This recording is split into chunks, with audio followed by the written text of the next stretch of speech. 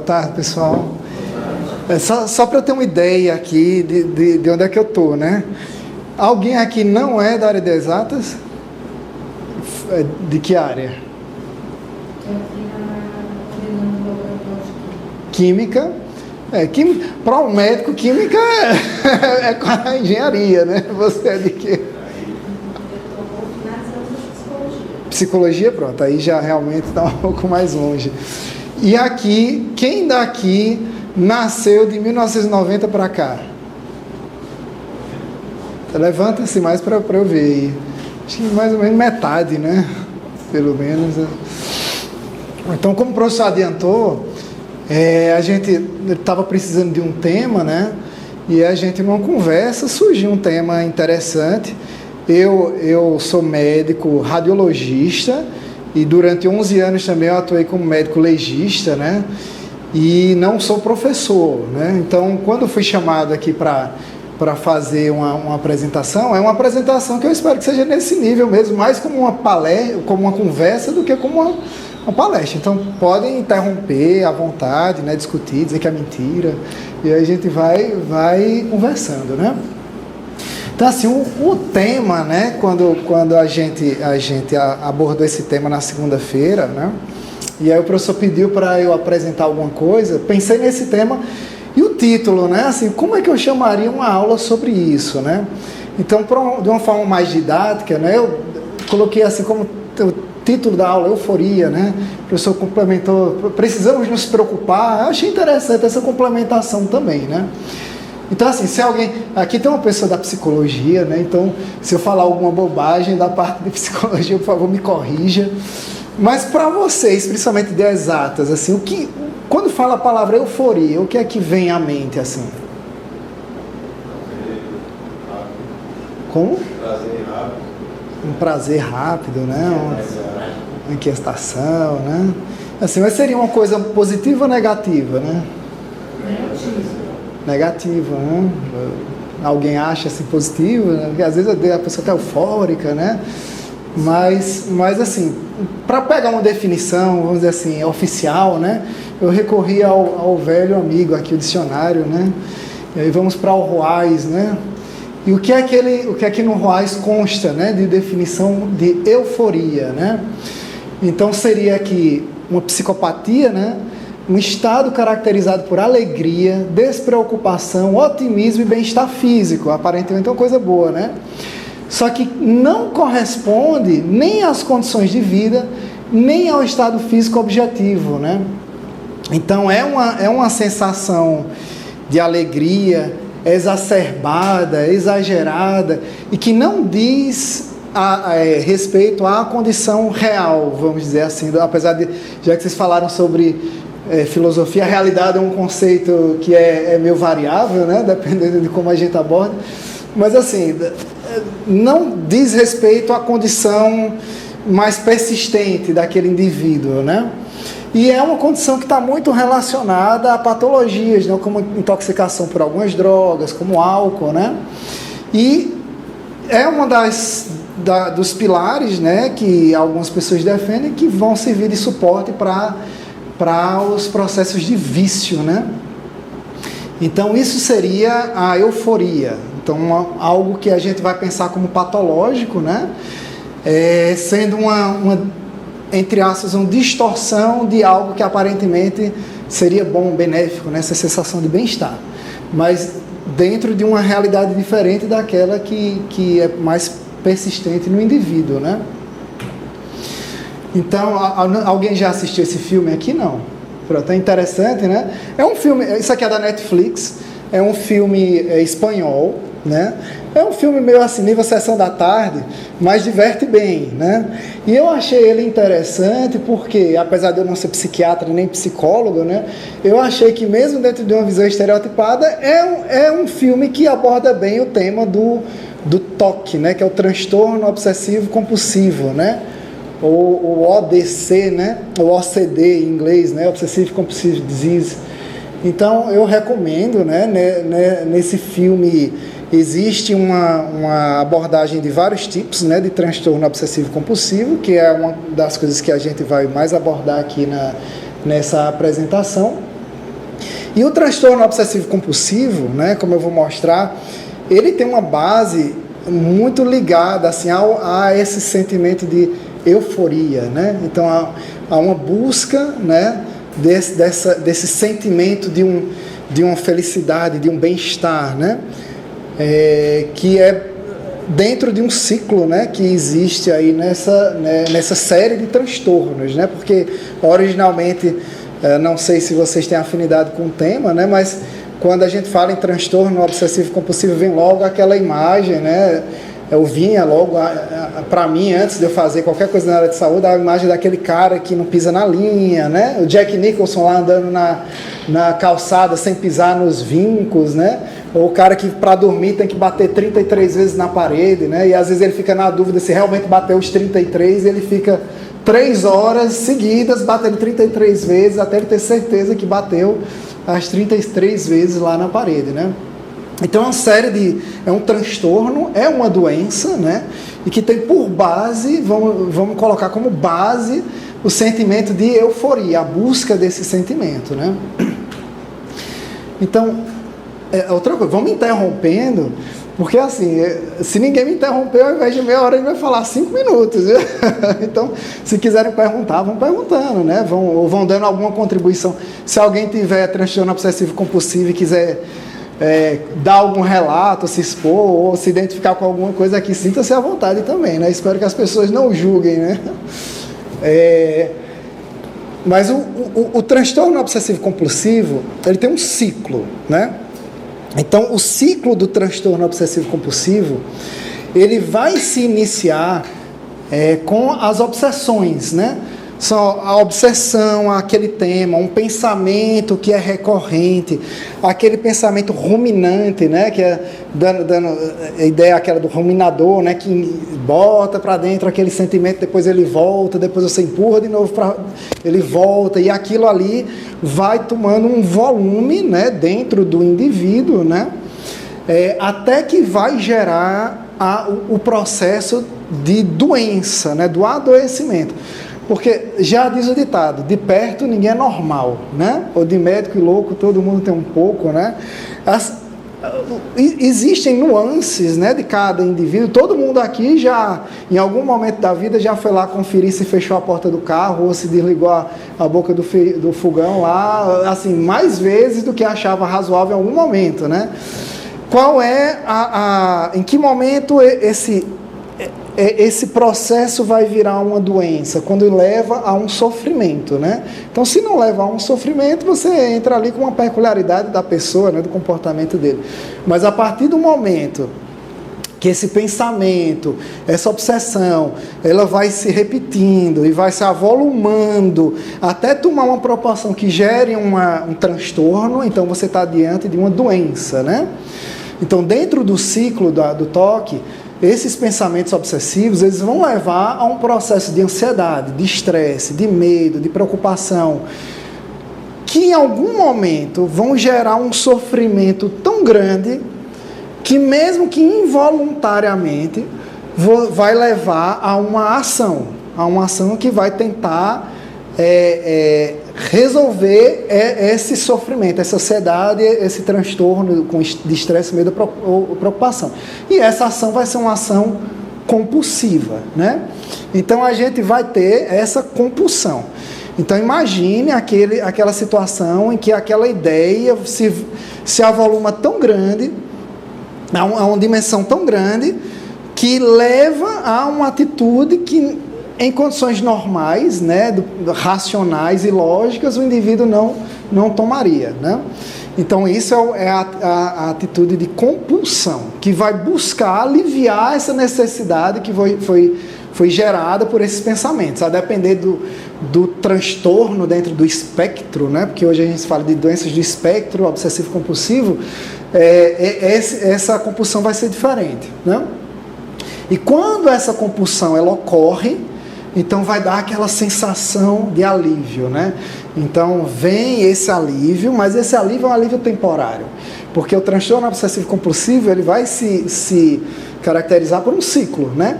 Então, algum tempo depois desse alívio, esse mesmo pensamento, essa mesma obsessão vai retornar, vai se avolumar e novamente vai gerar um processo de sofrimento. Dependendo daquilo que você faça, vai ser algo mais relacionado a uma ansiedade, a um estresse, ou uma ansiedade de julgamento, a uma vergonha, ou a um medo da manifestação daquela compulsão que o indivíduo já conhece, já sabe onde vai dar, e ele fica nessa queda de braço até que ele perde, e ele compulsoriamente, ou às vezes até um pouco com um pouco de consciência, ele dizendo, é melhor eu ceder a essa compulsão do que ficar com esse sofrimento. E aí isso entra num ciclo sem fim, até que entre com intervenção mesmo de tratamento, né? Alguém se identifica com isso aqui? Não? Pode perguntar. Professor, pode falar. Eu só um posicionamento, especial no questionamento, um pedido de opinião, né? Porque assim, eu fico pensando a respeito do que o professor Edmar falou logo da sua apresentação, né? A respeito do celular. E eu sempre fiquei pensando nisso, né? Se a sociedade como um todo, a gente não entrou num estado de toque do celular e de redes sociais, né? Porque a gente vive essa compulsividade que está olhando nas redes sociais, e eu tenho muito dos meus alunos, né? Às vezes eu fico observando a ansiedade.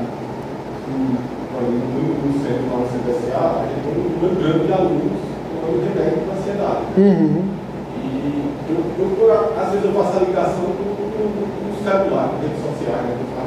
Eu vivo uma realidade paralela, da corda do mundo, né? Aí não é aquilo que eles querem, depois eles voltam para o celular e ficam nesse ciclo. Aí eu fico me perguntando se a sociedade como um todo já entrou nesse ciclo do toque. A pergunta é muito boa, eu acho que eu vou responder mais à frente, tá certo? Então, tem a ver realmente com isso aqui que a gente está abordando, tá certo? Sobre isso, assim, no caso que eu faço é que, por exemplo, antes da pandemia, em sala de aula, eu pelo menos não vi muitas pessoas mexendo no celular durante a aula.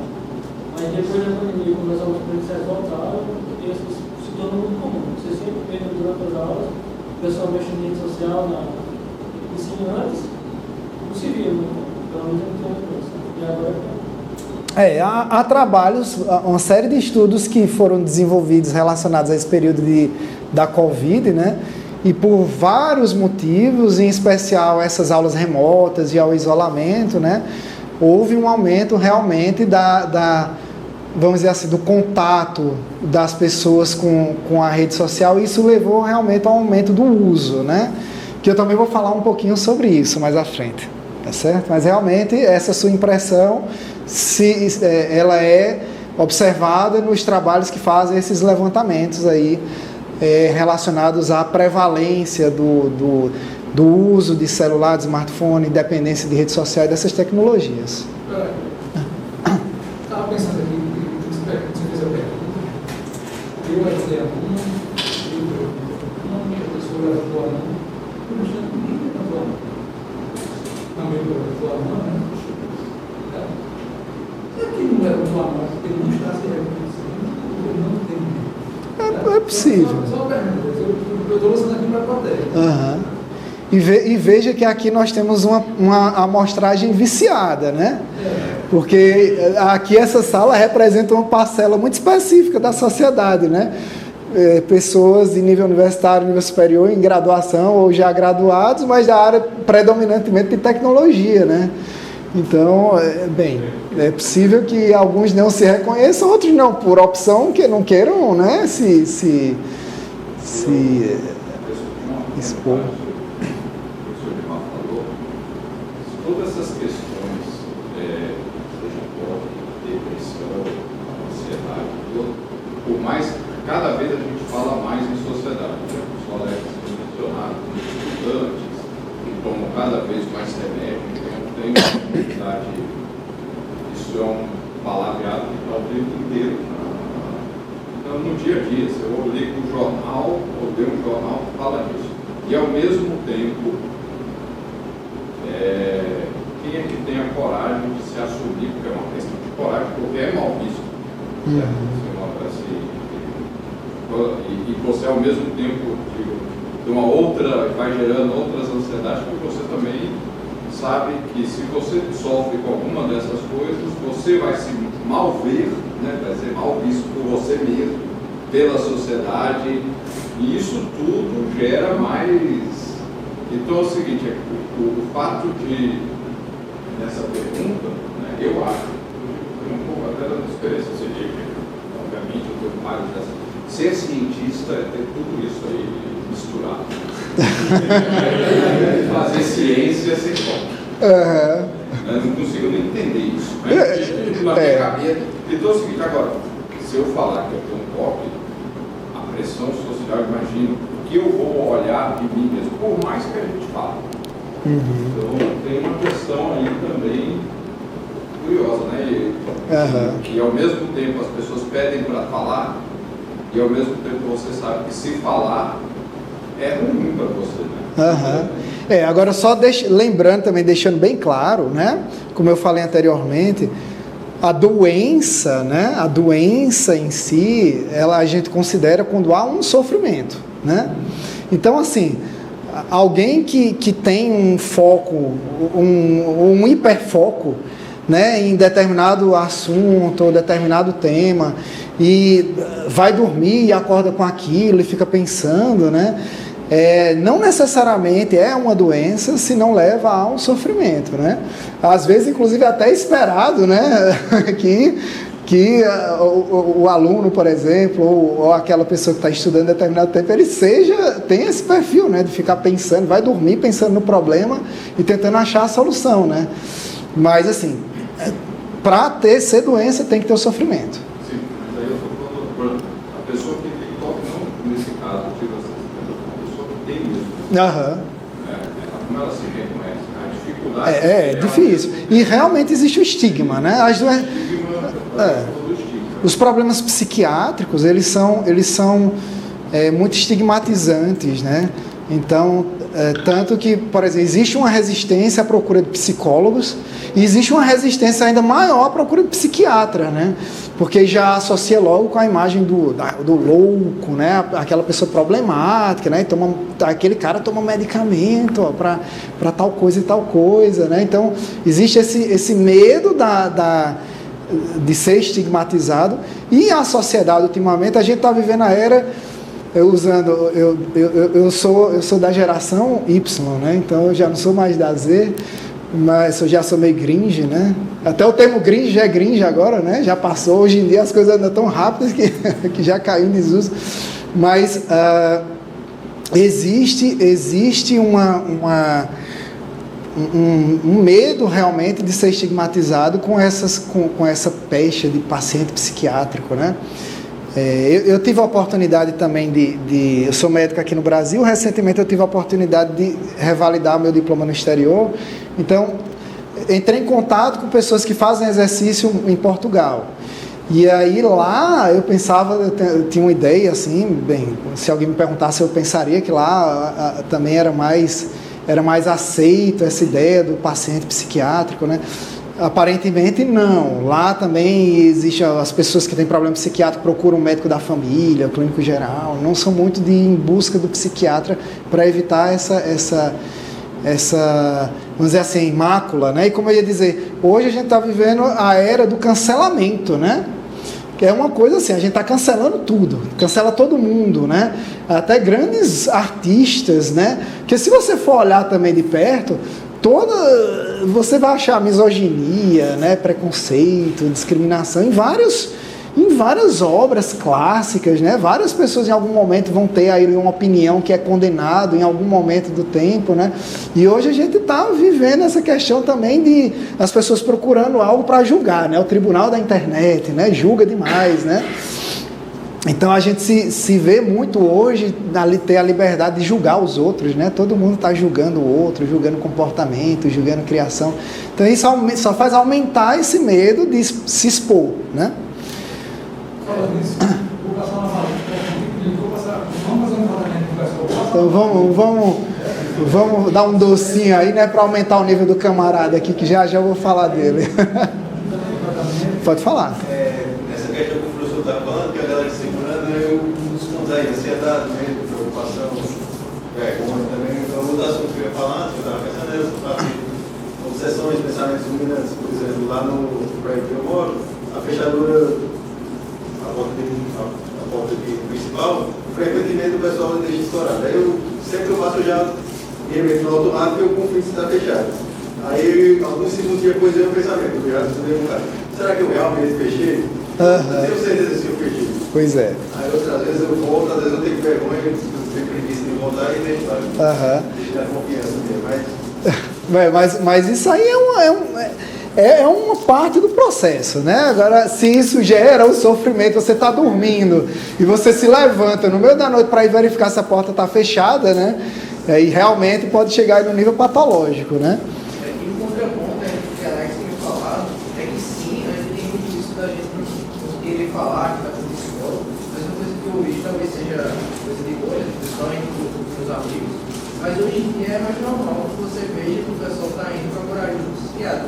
Porque a Alex hoje ele sabe que tem uns alunos que tomam um remédio, só que talvez antigamente já tinha isso e o professor não sabia, então querendo ou não, ainda não é o ideal, mas hoje, no meu ponto de vista, está um pouco mais aceito que você participe e vá atrás de ajuda psicológica. Mas vamos lá. Pronto, então vocês estão aí comendo um docinho, né? Não, obrigado. Então, assim, agora vocês estão aí aumentando um pouquinho o nível desse camarada, né? Da serotonina, né? O hormônio da não... o hormônio da... Isso é um neurotransmissor, né? Que ele é tido como o hormônio da felicidade, né? Tanto que quando... Existe uma das drogas que se usa hoje para tratamento do transtorno obsessivo compulsivo, são os inibidores seletivos da recaptação da serotonina. Você inibe que essa serotonina seja recaptada para ela ficar mais tempo lá exercendo o efeito dela como neurotransmissor, né? E o primeiro foi a fluoxetina, né? A fluoxetina, não lembro exatamente quando foi que ela entrou para ser comercializada, né? Mas era tida como a pílula da felicidade, a pílula da alegria, olha que coisa, né? A felicidade lá na caixinha, né? Então, esse camarada aqui, a serotonina, né? Ele é uma das, dentro daquilo que pode gerar o transtorno obsessivo, é abaixo, uma das coisas que se defende, abaixo o nível que se observa, abaixo o nível desse neurotransmissor, né? Então, os inibidores da recaptação de serotonina atuam para manter esse neurotransmissor por mais tempo, né, exercendo a função do neurônio, e ele é o responsável lá por aquela sensação de de alívio, de relaxamento, né? Aquela coisa lá que quando você está procurando, né, mitigar aquele sofrimento que o pensamento obsessivo realizou, vem a compulsão, então a compulsão faz com que você tenha lá uma liberaçãozinha do nível de serotonina, né? E aí tem aquele relaxamento que é temporário, né? Tanto que uma das causas é a baixa dessa serotonina, né? Então você tem aquela ação para aumentar um pouquinho a serotonina, mas ela rapidamente cai de novo e entra num ciclo de necessidade para aquela compulsão, para você ter de novo, novamente aquele aumentozinho lá da serotonina e ter a sua euforia momentânea, né? Mas, assim, então aqui, como eu falei, existe todo um espectro, né, do transtorno obsessivo compulsivo. Peguei emprestado essa tabelinha aqui desse artigo, né, no artigo da Revista Brasileira de Cirurgia Plástica. Isso aqui foi uma compilação, né, de doenças do espectro obsessivo compulsivo que continha no DMS-4, né, o DMS-4 é um manual de referência para doenças mentais e estatísticas dessas doenças mentais, né? Era a 4ª edição, já tem a 5ª edição, que a 5ª edição teve uma pequena atualização. Entrou um itemzinho ainda, que ele não entrou ainda como doença do espectro obsessivo compulsivo, mas entrou assim, vou colocar aqui para a gente rever. A gente estudar esse tema aqui e ver se adiciona ou não, né? Então existe um tempo ainda para atualização das doenças, né? Então dentro daquele ciclo, né, do pensamento que vai se avolumando, vai gerando aquela dor, sofrimento, ansiedade que leva a uma compulsão, que leva à euforia, que depois vai levar de novo ao pensamento recorrente, né? Então vamos lá. O transtorno obsessivo compulsivo clássico, né? A pessoa, eu digo isso do contar 33 vezes na parede, porque eu já tive um paciente, enquanto no meu curto período de clínica, né? que ele contava 33 vezes na parede. E eu não lembro às vezes do detalhe, ele tinha que abrir e fechar todas as gavetas. Era só abrir e fechar, não era nem olhar. Era abrir e fechar todas as gavetas da cozinha para poder dormir, deitar na cama e contar 33 vezes. E aí entrava nisso que você tem um pouco lá com a porta do seu prédio. Eita, será que eu olhei aquela gaveta específica? Ela era uma mulher, ela começava a pensar, não, mas eu olhei. Só que aquele pensamento de será que eu olhei ou não, ele ia se avolumando. Logicamente ela pensava que realmente tinha olhado, mas é um pensamento obsessivo, né? E se avolumava há um tempo que ela dizia, paciência, vou me levantar e vou de novo. Às vezes virava a noite fazendo isso, né? Batia 33 vezes. Meu Deus, será que foi 31? Será que foi 33? Será que eu realmente prestei atenção nas 33? E ficava, às vezes, a noite toda nisso. Gerava um sofrimento. No outro dia estava cansada, né? Para trabalhar. Esse é o transtorno obsessivo compulsivo clássico, né? Mas aí vai aquela ideia recorrente, né? Transtorno dismórfico corporal. Aquela visão. Ixi, Maria, eu acho que vai passar de meia hora um pouquinho. Aí, se eu tiver demais, professor, você vai me avisando aí para eu dar uma acelerada. Mas o transtorno dismórfico corporal é a imagem clássica, né, para você imaginar esse transtorno. É a pessoa que se vê no espelho e se vê diferente, se entende diferente do reflexo que está se observando, né? Então, a pessoa, por exemplo, que se acha muito obesa, né? Ou a pessoa que se acha muito magra, ou a pessoa que se acha muito baixa, né? O clássico mesmo é ali o da obesidade, né? Que é algo que ela tem ali como, entre aspas, tentar controlar, né? Então a pessoa se vê de um jeito diferente daquele que realmente é. E isso gera um pensamento recorrente, obsessivo, que vai gerar um sofrimento que vai levar a uma compulsão. Então essa pessoa vai tomar medicamentos para emagrecer, vai desenvolver outro tipo de transtorno obsessivo compulsivo, que eu vou falar mais, mas vai gerar um sofrimento. Essa visão distorcida pode ser contra uma terceira pessoa? Não, isso aí é algo que você vê em você mesmo. Você não pode ter uma visão diferente, me corrija a psicóloga, mas a ideia é que você vai ter uma visão sua, né? A forma como você vê outra pessoa já entra em outras questões, né? Os transtornos alimentares que podem se seguir ao transtorno dismórfico corporal, né? Então a gente vai ter, por exemplo, a anorexia, né? A pessoa que está pesando, uma pessoa de 1,70 m, que pesa 40 quilos e 35 quilos, está extremamente desnutrida, mas acha que está ainda com gordurinha ali.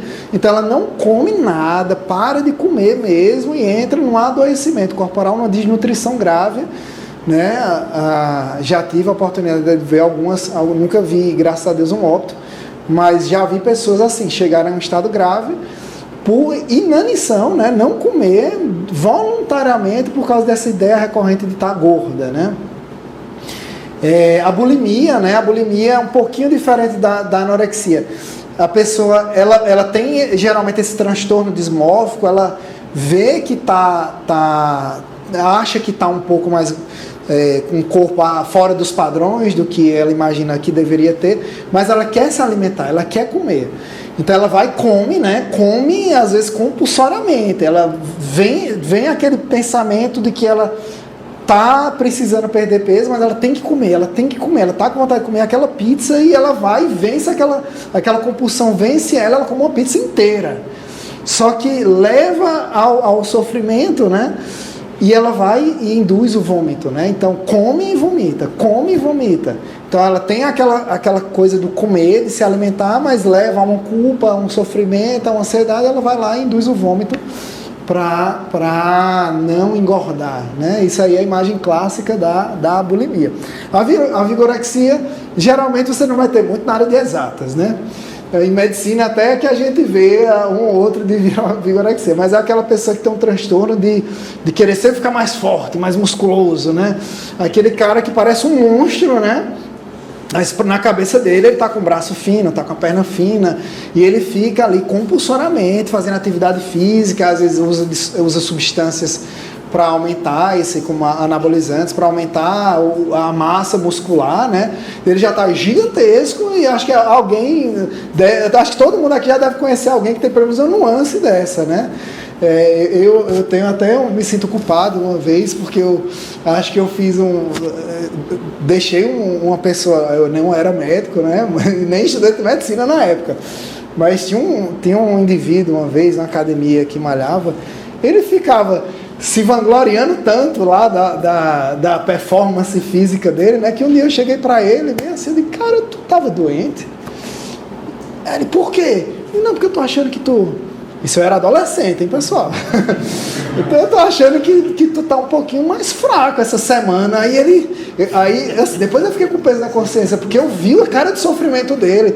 Ele disse, não, eu tive meio gripado mesmo. E aí esse cara, ele ficou assim, em sequência, aumentou muito a carga de exercício dele. Eu vi que era uma coisa assim, patológica, né? E, enfim, não façam isso, né? O transtorno de controle de impulsos, né? Então tem a ver um pouco também com o transtorno obsessivo compulsivo clássico, a tricotilomania, mania de arrancar o cabelo, né?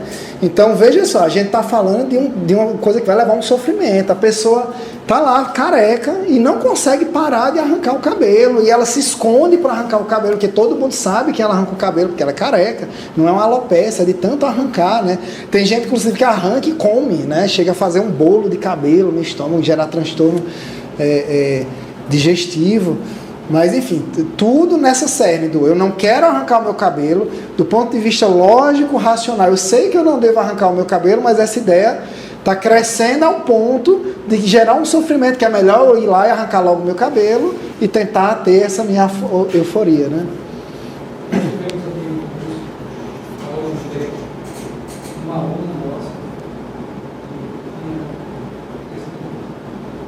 E aí, de passar por esse aproximamento da pessoa, eu começava a aumentar a frequência, mais estressado ali. Na época, eu e outro colega, nós falamos no mesmo semestre, nós fomos à coordenação falando sobre secretaria. Daí eu tive contato com a família, em casa, a família não tinha lá. Poxa. A família veio aqui. Percebeu que ela estava com uma falha. Como ela ela cobria. Ela ficava por baixo, ela cobria. Quando a família percebeu que por baixo estava faltando. Ela chegou lá. Pois é. E esses transtornos são mais estigmatizados, como o transtorno de tique, por exemplo. Eu tenho conhecidos, né? Não vou entrar em detalhes, até porque a gente está sendo filmado, e aí assim, eu falo e de repente alguém conhece, né? Mas assim, existem alguns comportamentos de tique de pessoas que eu conheço que é interessante, é igual a história da topada, né? A topada e uma queda às vezes é engraçado, né? Vai lá, o cara tá caminhando ali, você vê sozinho, o cara escorrega, cai, todo mundo ri, né? Pô, engraçado. Poxa, assim, todo mundo aqui já levou uma topada e já sentiu aquela vergonha por ter sofrido essa queda, né? E todo mundo tá rindo. Agora imagine vocês a mente de uma pessoa que tem um tique, né? Bem, eu vou me controlar, não vou falar de tique nenhum, mas tique que, vamos dizer assim, para o senso comum ser uma coisa ridícula, né? Uma coisa ridícula, né? O ridículo muitas vezes para nós é cômico, né? Mas aquilo ali dentro de um contexto de uma doença gera um medo, um sofrimento daquele indivíduo, porque diferente de algumas coisas onde ele pode se esconder, esses tiques que a gente vê e chama de algo assim muito exagerado, usando da falta de uma palavra melhor, uma coisa ridícula, né? Leva a toda uma exposição do indivíduo e leva a um grupo de pessoas olhar e rir e apontar, né? E isso aí vai gerar ainda mais um sofrimento, a pessoa vai se associar a outros problemas como depressão, né? Ansiedade, dificuldade de se expor, né? na sociedade. E isso aí, né, em relação a esse filme lá, o Toque Toque, quem não assistiu, assista, que é bem interessante para vocês conhecerem lá os personagens, né? A síndrome de Tourette, que acho que é um tema assim, mais comum, né? A pessoa está lá e fala palavrões, né? a cada, sei lá, 3 palavras, 4 palavras que fala são um palavrão. Então, é uma coisa que vai chamar a atenção e a gente vai rir, né? Muito engraçado. Só que o indivíduo, ele está soltando aquele palavrão compulsoriamente para aliviar a necessidade dele de soltar dentro de um contexto patológico, né? Então, é algo engraçado, ridículo, mas que para o indivíduo gera muito sofrimento, né? Bem, existe o sexo compulsivo, né? E tem um ator famoso, o Michael Douglas, né? Que já é declaradamente, já teve muito problema por causa disso, né? O jogo compulsivo, né? A dependência clássica do jogo, aquele indivíduo que vai perder tudo, né? Que tem na vida, aposta tudo, aposta até os familiares, se aceitarem.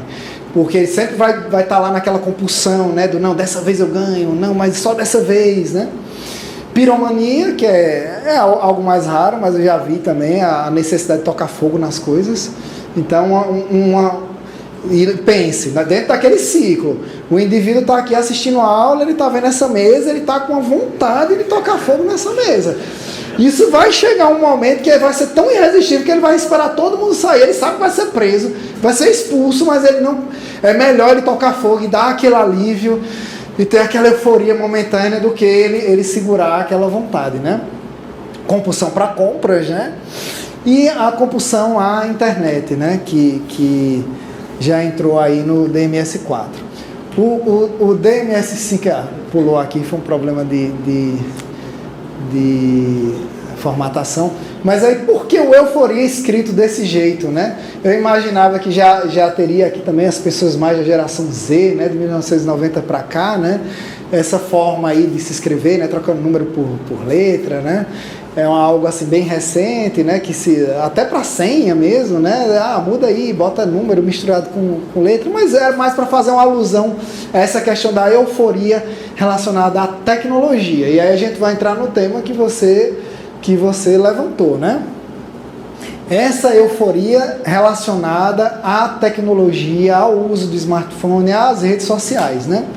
Então, outra sugestão aqui, alguém já assistiu esse documentário? Professor já? Mais alguém?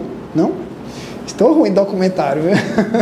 Mas da Netflix também recomendo, é muito interessante, é um documentário, se não me engano, de 2020. Ele é o dilema das redes sociais, né? Então, esse documentário, ele vai abordar essa questão da euforia. Ele não fala em transtorno obsessivo-compulsivo, mas essa era a mensagem principal que eu queria passar com essa apresentação, vocês entenderem, como o colega falou ali, da sociedade, dessa questão do uso da tecnologia do smartphone como uma doença do espectro do transtorno obsessivo-compulsivo, certo? Então, esse documentário, né, o Dilema das Redes Sociais, ele vai abordar questões éticas relacionadas ao uso das redes sociais, né? Existem algumas pessoas que são abordadas no documentário, que são egressos lá das equipes do Google, do YouTube, das Big Techs, né? Que saíram por questões, por não levantarem questionamentos éticos que não foram acolhidos por essas empresas inicialmente, né? E elas entendendo o mal que estavam causando à sociedade, né? Eles saíram dessas empresas e resolveram criar iniciativas que levantassem essas questões éticas, né? Relacionadas ao uso das redes sociais e como as redes sociais hoje e o uso dessas tecnologias está influenciando na sociedade, né? Principalmente, como o professor abordou na segunda-feira, essa turma que já nasceu imerso, né? Eu tenho uma filha de 6 anos de idade. Ela toda semana fala: papai, faz um Instagram para mim. Papai, fulaninha disse que tem um Instagram. Papai, eu queria... Tu sabe o que é um Instagram, Flora? Ela nem sabe o que é. Mas como já existem alguns coleguinhas que estão expostos a essa realidade das redes sociais, muitas vezes porque os próprios pais, eles trabalham, né, hoje, uma fonte de renda, o uso das redes sociais como ferramenta de trabalho, né? Mas acaba que as crianças, elas estão se expondo a essa tecnologia e às vezes de uma forma desprotegida, vamos dizer assim, né? E aí é um desafio muito grande para a sociedade. Todos nós aqui, nós vamos ter que lidar com esse desafio. O uso das redes sociais. Inclusive esse documentário, ele é muito interessante por mostrar como as pessoas que estão por trás da forma como o feed, né, o feed lá de notícias, né, aquilo que vai ser apresentado para os indivíduos, ele acontece para deixar as pessoas cada vez mais ligadas ao uso da rede social, né, mais dependentes do uso de rede social e aumentar a interação, né? É como alguém famoso aí já disse que não existe o unlike, não existe isso do unlike. Você vê uma coisa, né, que para você é negativo na rede social, você vai lá e vou dar uma mãozinha aqui para baixo, porque isso é um absurdo. Isso aí é uma interação, né? Você está interagindo. Eles não querem saber se você gosta ou não gosta daquilo. Pelo contrário, eles procuram sempre colocar para os indivíduos informações que vão ser polêmicas, né, que vão elevar o ânimo das pessoas, porque isso aí vai gerar um ciclo que vai terminar no transtorno obsessivo compulsivo. Porque, olha, recentemente, sem querer entrar em questões políticas, mas recentemente a gente passou por uma campanha eleitoral que foi bem atípica em relação ao que a gente viu anos atrás, porque houve um acirramento, né, uma polarização muito grande. Isso não só aqui no Brasil, no mundo inteiro, né?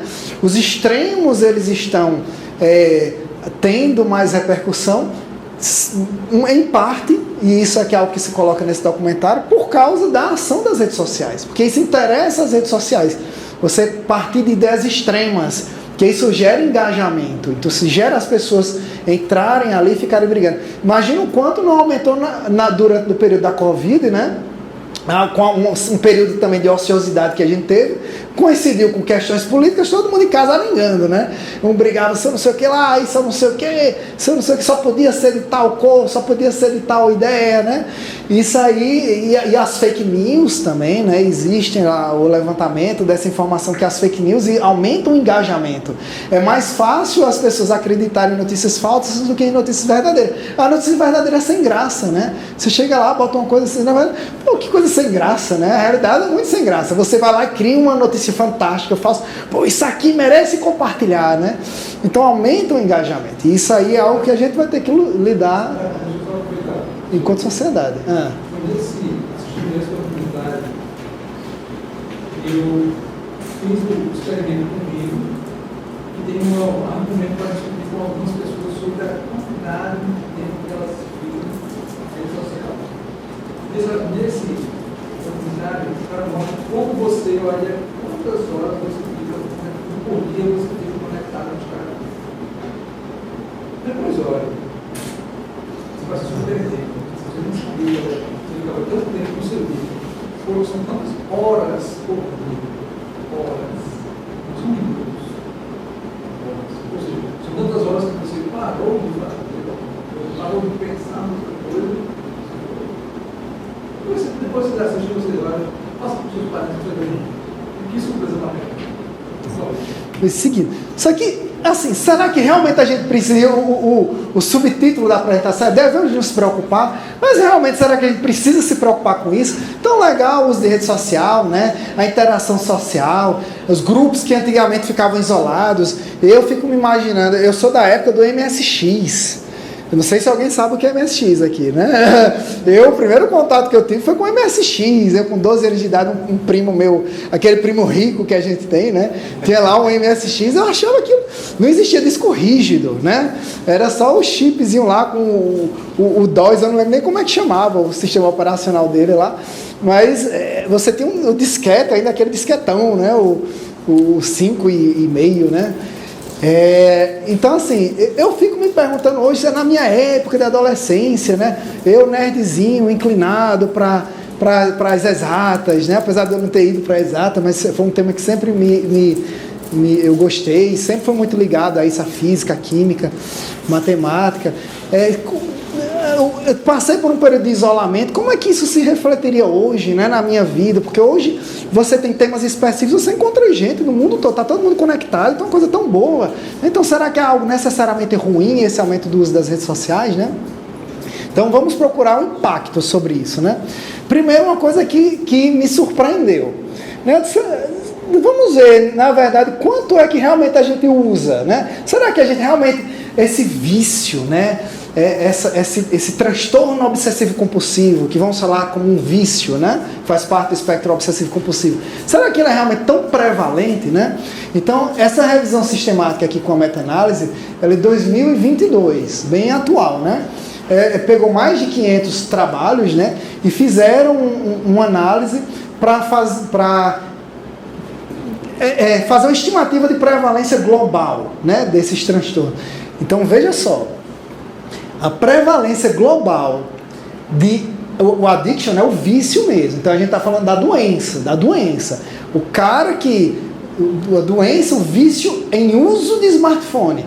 É aquele cara que ele não sai de casa. Se ele sair de casa, estiver longe, na metade do caminho, ele nem vai precisar do celular dele. Ele sai, ele vai dar uma aula. Você não, eu vou passar a manhã dando aula, para que eu quero meu celular? Não, mas ele tem que voltar e pegar o celular dele, porque é como a carteirinha lá do cigarro, que o cara vai viajar de avião, ele sabe que ele não vai poder fumar, mas ele precisa da carteirinha do cigarro lá, para ele ficar seguro, né? Para ter aquela sensação de segurança, porque assim que ele descer lá do avião, ele vai correr lá para o banheiro do aeroporto com aquele pensamento obsessivo para ir para a compulsão lá de fumar. Então, às vezes, mesmo que você se controle, não vá pegar lá no celular, você precisa estar com ele lá segurando, né? Tá lá perto de você, já para dar um mínimo de conforto, né? Então, isso é o vício do uso de celular, né? Então, 27% da população mundial hoje, e veja, da população mundial, sem distinção étnica, de faixa etária, de região, de questão econômica, 27% da população hoje tem um problema de vício com o uso de smartphones, né? 17,4% com vício em uso de rede social, né? Porque o smartphone ele engloba, né, algo maior, né?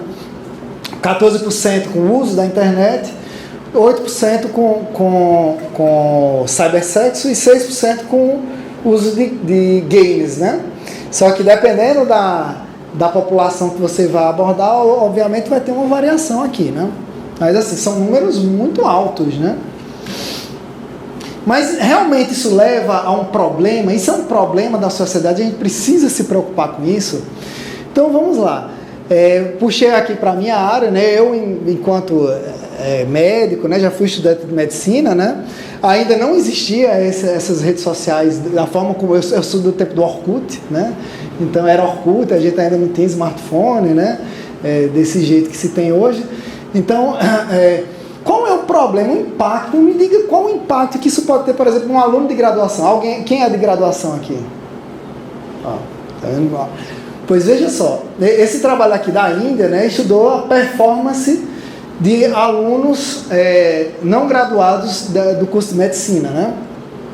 E eles concluíram que existe uma associação estatisticamente significativa entre o maior uso de redes sociais e o menor desempenho acadêmico, né? Nesse trabalho até interessante que eles viram o seguinte, que as mulheres, né, elas tinham, quando comparavam com os homens, por uma questão de uso da tecnologia, elas tinham até um desempenho melhor quando comparado com os homens, mas elas também, ao tempo que iam usando mais, elas iam tendo uma piora. E esse resultado das mulheres serem um pouquinho melhor é porque viram, ele exemplifica isso. A principal função dos homens usando, os estudantes de medicina, homens usando essa tecnologia, era para interação social. As mulheres usavam para estudar. Então, isso leva a uma questão também que existe, é uma ferramenta interessante, rede social, né? A própria palestra aqui foi divulgada no Instagram, né? Então, a gente pode usar a nosso favor, né? Mas existe uma correlação direta entre piora do desempenho escolar e aumento do uso de rede social. Então, vocês que estão na graduação, né, revejam aí os conceitos, né, em relação a esse uso de rede social. Esse trabalho aqui, né, é um trabalho de revisão, a ética da economia, né, o problema do vício de rede social. Então, eles fazem, isso aqui é um artigo que eu achei muito interessante, 2020, eu não sei se vai ficar disponível, mas está sendo filmado, né? Se puderem ler, eu acho bem interessante, né? Eu coloquei aqui só os tópicos, as conclusões que eles colocam, né, no artigo de revisão, puxando de vários trabalhos, né? Então, existe um aumento do risco de suicídio diretamente ligado ao aumento do uso de redes sociais. Uma pior qualidade de sono, menor tempo de sono, maior propensão ao uso de álcool, tabaco, indivíduos com dietas mais pobres, né, de pior qualidade, menor engajamento em atividade física, piora na capacidade de pensar claramente, menor engajamento em atividades que requerem concentração. Isso para os professores aqui e para os alunos, para nós, né?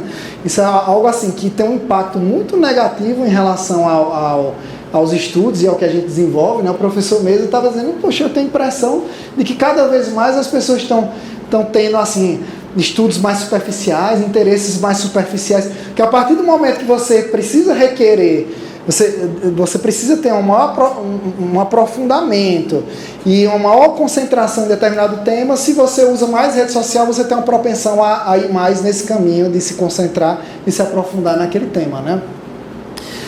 Maior propensão a problemas emocionais, incluindo depressão, baixa autoestima, e aí a gente vai entrar também no bullying, né, no cyberbullying, a questão da exposição das redes sociais, né, ansiedade social, hostilidade com outras pessoas, relações interpessoais precárias, menor satisfação com os rumos que a sua vida está tomando, né. Fala-se muito nessa questão, todo mundo é feliz no Instagram, todo mundo é feliz e bonito e rico no Facebook, né. E aí isso leva a uma falsa sensação de que você não está no caminho certo e leva a um sofrimento também, né? Menor capacidade de planejamento do futuro, menor tempo gasto com a família, maior sensação de solidão e menor participação em esportes. Apesar de que hoje já existe até os e-sports, né? Mas assim, aqui se refere aos esportes físicos, né? Então tudo isso aí isso aí é uma série de condições que levam a uma piora de vida, como em geral. Então, até então, a gente está vendo que realmente precisamos nos preocupar com esse tema, né? Então, as redes sociais hoje, e as tecnologias de rede social, a gente pode falar realmente como sendo uma série de drogas, né? Então, existem as drogas químicas, né? Mas hoje a gente tem as drogas eletrônicas, né? E não estou me referindo ao cigarro eletrônico. Estou me referindo realmente às redes sociais, e de forma mais ampla o uso da internet, o uso do smartphone, né? Aí aqui outra só uma interação. Quem aqui consegue reconhecer alguma dessas imagens? Levanta a mão, por favor. Ou conhece? Né? Pronto. Mais da metade. Gabaritou, né? Quem aqui já teve algum transtorno por causa de algo disso aqui? Se quiser, se não quiser, sinta-se à vontade. Mas se alguém quiser levantar, também não vou perguntar, não. Se alguém já teve algum transtorno por causa disso aqui, eu levanto, eu já tive. Apesar de eu ser de outra era, né? Na minha época de estudante de medicina, o que é que a gente tinha, né? A gente, o professor não vai talvez entender isso aqui, né? Mas eu vivenciei o surgimento dos MOBAs, né? Que era o Dota, não era o Dota, né? Que era uma extensão de Warcraft. Enquanto é algo assim que eu vou me expor aqui, né? Mas é algo que eu tive consciência aí, eu mudei, não mudei em relação a sair desse ciclo, né? Mas aí eu fui deleter os jogos, né? Isso aí é uma coisa que não dá muito certo. Mas eu cheguei a... Tudo que a gente for falar aqui vai ser naquela lógica do transtorno obsessivo compulsivo. Alguma ideia recorrente que vai gerar um sofrimento, que vai levar a uma compulsão, que vai levar a um bem-estar momentâneo e vai entrar nesse ciclo, né? Alguém aqui conhece Call of Duty 2? Pronto. Então, na minha época, era o que tinha. Era o Dota e o Call of Duty 2. E aí eu vi esse surgimento dos jogos de arena, né? E foi uma coisa que me marcou muito. Não lembro qual era o período, mas eu tinha instalado esse Call of Duty 2, né? Já tinha banda, eu não era mais da rede internet de escada, já era banda larga, né? E aí fui lá, eu tinha estudado para uma prova de medicina. Estava muito bem no conhecimento daquela prova. Então assim, poxa, tá tranquilo para fazer essa prova. E a prova era tarde, eu comecei a jogar isso de manhã. E é aquela arena, né? Entra numa partida, entra numa partida, entra numa partida. E aí fui entrando numa compulsão, né? Num ciclo, né? De compulsão e obsessão, compulsão, obsessão. O que é que acontece? Deixei para sair de casa em cima da hora, saí estressado, xingando mentalmente todo mundo, querendo acelerar para vir para a UFCG fazer essa prova. E aí peguei um trânsito ruim, fiquei muito estressado, perdi a prova, tive que deixar a prova, uma prova que eu tinha estudado, para repor. Olha só o dano que isso gerou para mim. E interessante que quando eu estava no meio do caminho, eu tentando ultrapassar um carro lá que estava ocupando as duas faixas, e aí no carro tinha uma plaquinha dizendo assim: tá estressado? Da próxima vez sai mais cedo. Caramba, assim, pô, isso foi pra mim, né? E aí fui lá, né? Perdi a prova, voltei pra casa arrasado, desinstalei esse jogo, né? Disse, não, poxa, se isso aí chegou a me dar um dano, não vou mais nem ter isso aqui instalado no meu computador, né? Mas são jogos eletrônicos, né? Então assim, eu não sei aqui se alguém não quis se omitir, mas bem, eu particularmente dou um testemunho, não está aqui nenhum desses jogos, né? Não sou dessa geração, mas... Eu acho que considerando essa questão dos jogos, como o jogo, por exemplo, mas imagino que seja uma mais frequente dessa questão dos transtornos, eu acho que deve ser muito comum a questão do transtorno da pesquisa do tempo, não sei se lá, amostra, você vai, joga uma, aí você perde, aí você vai uma, aí você perde. Pronto, aí eu vou mais uma, dessa vez eu vou ganhar porque eu vou recuperar o prestígio que eu tinha lá, né? Minha honra está ferida, dessa vez eu ganho. E a forma como esses jogos funcionam, dessas arenas, é igual à rede social. Eles são programados para que você sempre queira jogar mais uma partida, entendeu? Esse é o objetivo deles. Eles querem que você seja assim, né? Bem, como a gente está avançado, eu ia fazer isso aqui, mas bem, veja aqui, isso é um instituto de tecnologia indiano, né? É o Kanpur. Eu achei interessante isso aqui, porque isso aqui é um questionário que eles elaboraram para medir se você tem dependência ou não, né, do uso de tecnologia. E eles fizeram isso para os estudantes e colaboradores do instituto, para que, caso você dê positivo no teste, procure ajuda lá. Isso é um programa, né, de acolhimento das pessoas que têm esse problema. Depois, se vocês puderem lá e fazer o teste, né? Mas basicamente, se você coloca 2 aqui ocasionalmente, para todas, ocasionalmente é uma coisa que não é muito frequente, né? Mas se você coloca aí 2, né, vai fazer 40 pontos, né? O normal você tem que fazer aí até 30, né? Então, se você botou 2 ali ocasionalmente para todos os itens ali, você já está no nível patológico, já precisaria procurar ajuda, né? É online. Mas aí, assim, vai lá, você faz o cálculozinho, porque como a gente já avancei muito na hora, individualmente depois cada um faz e procura aí ajuda se der positivo, né? Vou fazer só um comentário rápido, uma curiosidade na sua apresentação. Você colocou um monte de trabalhos científicos da China, com autores chineses ou indianos. Eu acho que só teve esses dois. E eu falo isso porque são 2 países que estão, assim, esse assunto social entrou na política, na esfera política mais alta. Então, assim, na própria China, na própria nos IT, etc. Eles estão realmente considerando, em alguns lugares já considerado, a proibição, né? Se você entra no IT, é proibido, ponto. Né? Na China, você está na escola, proibido. Então, são países que já estão levando isso a de política de Estado, independente de ideologia, então, é uma preocupação legítima. Mas é curioso que você expressou isso. Não sei se isso é um viés. Na verdade, quando eu fui montar a aula, o que eu estava pesquisando era o que mais vinha. O que mais vinha era realmente o trabalho indiano e de chineses, né? Era o que mais retornava resultados, né? É interessante você ver que isso é uma discussão da política nacional deles. Até ainda não tem aqui, você não vê. Nos Estados Unidos já se fala muito sobre isso, recentemente até. Justamente. Estão tentando, principalmente nos mais jovens, as crianças e adolescentes, bloquear ou limitar o uso, né? Até essa questão do TikTok, eu falo com o contato com eles, é muito curioso que a China, que detém os direitos, faz, uma empresa chinesa, eles não deixam as crianças usarem TikTok. E incentiva que nos outros países as pessoas usem. Pois é, né? Pois bem, depois vocês façam o teste e vejam aí como se dá.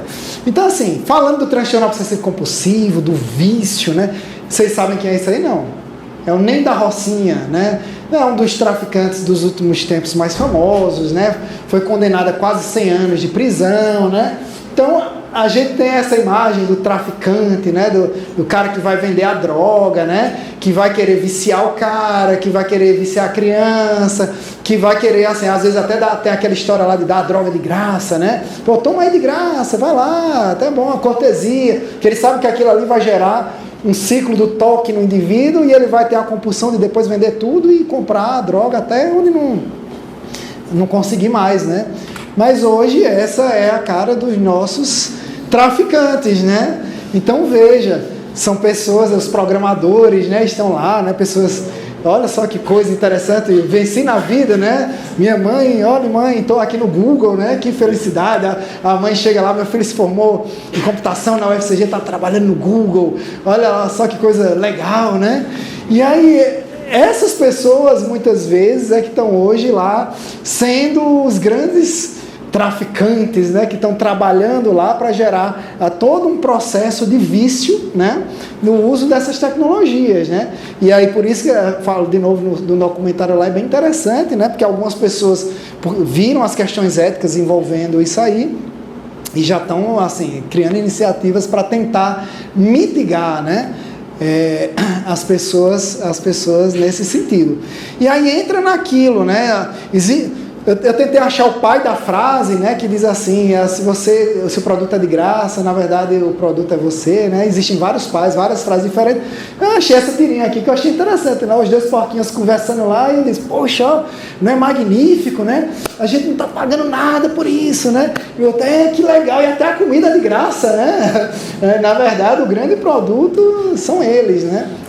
E é isso que as redes sociais fazem, né? Transformam os seus usuários em produto, né? Eles estão vendendo a sua hora, eles estão vendendo o seu uso e por isso que eles querem tanto engajamento e estão gerando toda essa questão do vício para aumentar o engajamento e aí vem no lastro as questões éticas, né? E isso é algo assim que é especialmente problemático porque nós temos hoje, imagine, pense na figura do traficante, né? Diferente dos pequenos traficantes que você tem espalhado por todo lugar, essas tecnologias elas estão na mão ali de um punhado de empresas, né? As Big Techs hoje elas dominam basicamente toda essa questão do uso dessas tecnologias. Então elas têm um poder nas mãos muito grande, né? Por isso que sempre se fala nos últimos tempos sobre a regulação das redes sociais, a regulação do uso dessas tecnologias. Aí vem alguém e diz, mas isso é censura, né? E aí, mas é um tema que a gente vai ter que lidar com ele em algum momento, né? Eu acho que realmente vai ter que ter alguma regulação, porque existe uma doença sendo gerada por isso. E intencionalmente, né? Eles fazem isso de forma intencional para aumentar o engajamento. Conhecendo essa questão desse ciclo, né? Do toque lá, então sempre tem em mente esse ciclo, sabendo como funciona, você sabe lá o que jogar, como eu fiz, por exemplo, com o coitado lá do meu colega de academia, né, que dei lá joguei aquela coisinha lá para ele e desencadeei todo o ciclo de transtorno obsessivo compulsivo. Essas empresas, elas sabem muito bem como fazer isso, né? E agora a gente está passando por uma coisa ainda mais problemática, né? Porque se num dado momento a gente tinha lá aquela moça, né, feliz lá, de sucesso, né, CEO lá do Google, né, que era ela responsável, muitas vezes, de uma forma antiética por gerar todo esse problema, hoje a gente já está terceirizando isso aí, né? Então nós temos já os algoritmos do machine learning, né? Então as pessoas estão criando algoritmos, né, que aprendem com o comportamento das pessoas. O algoritmo ele não entende, não é uma inteligência real, mas ele vê, né, estatisticamente que aquilo que ele está jogando está gerando engajamento. Ele não está nem aí se está gerando a doença. Ele entende, ele está sendo programado para entender que aquilo que ele está colocando para o indivíduo está gerando um maior engajamento, né? E a gente está cada vez mais se surpreendendo, né, o nível de desenvolvimento dessas ferramentas, né, de inteligência artificial. E aí, outra questão que vem nessas inteligências artificiais, a forma como elas colocam, né, as informações de forma como se fosse a verdade absoluta, né? Então, entendendo que uma fake news ela tem uma capacidade de engajamento maior, imagina uma inteligência artificial que consegue criar uma fake news de forma cada vez mais convincente e colocando para você como aquilo ali sendo uma verdade, né? E aprimorando, né? Recentemente a gente teve as inteligências generativas, né, que criaram as imagens de Trump sendo preso, né, e do Papa Francisco com um casaco, né, dizendo que era de um estilista, e o pessoal já interagindo ali, compartilhando. Algum portal de notícias famoso foi lá e botou a foto do Papa Francisco, e o pessoal já brigando, né? Olha aí, Papa esquerdista, olha aí, não sei o quê, a esquerda caviar, e já entra pra política, e já vem Trump, Bolsonaro, não sei o que, Marine Le Pen, e vai, né? E veja só, por uma questão falsa, né? Então, essas inteligências artificiais, elas têm potencial para tornar o problema ainda maior, né? Porque são ferramentas que não entendem, né? Elas não pensam, elas não entendem o mal que estão causando, né? Mas conseguem, talvez, criar um mal maior do que o programadorzinho lá que fez a própria inteligência artificial, né? Então, precisamos nos preocupar? Acho que sim, né? Como usuários das tecnologias, porque elas são capazes de gerar danos a nós mesmos, e, bem, se tem alguma coisa que nos é mais importante, é a nossa saúde, né? Como pais, que alguns são e eventualmente serão, né? Então, eu tenho 2 crianças pequenas, eu vou ter que lidar com essas questões, né? Relacionadas a ela. Veja minha filha, né? História lá do Instagram, de vez em quando ela vem com essa, quero fazer um Instagram para mim. Como profissionais, né? Nós vamos lidar com essas tecnologias no nosso ambiente de trabalho, principalmente quem é de tecnologia, como professores, porque a gente vai lidar com alunos com esses problemas, e também eu acho que o professor ele tem a função de também conhecer e alertar sobre esse tema, né? E principalmente quem daqui é desenvolvedor de tecnologia, né? Porque aí você pode ser a pessoa que vai gerar a resolução do problema e o uso racional da tecnologia, ou você vai ser o core ali do problema, né? Então é isso que eu tinha para falar. Caso tenha alguma pergunta, desculpa aí se eu passei demais do tema.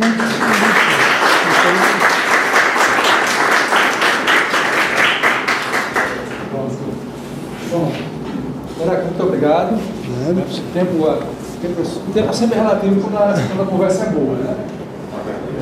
Mas agora todo mundo já pode usar o involuntariamente eu já peguei o meu aqui, viu? Assim, Bom, pessoal, já se quiser, eu sei que o tema é muito bacana, a gente vai. Se tiver alguma pergunta, fique à vontade, mas esse é um tema que nós, como pais, nós como profissionais, eu na área de tecnologia, na área de saúde, a gente está preocupado, quer desenvolver algo que ajude as pessoas. Já conversei isso uma vez com o Guilherme, inclusive daqui a 2 meses, nos próximos 2 meses nós já temos palestras agendadas, mas quem sabe no terceiro mês Juliana vem fazer uma palestra para nós aqui sobre psicologia, sobre o que é uma psicóloga, certo?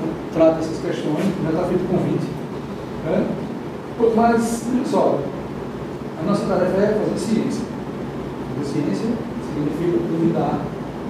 Né? Não significa que nós estamos certos. Certo? Significa que a gente está apresentando um ponto de vista, o ponto está gravado, né? Pode ter um contraponto.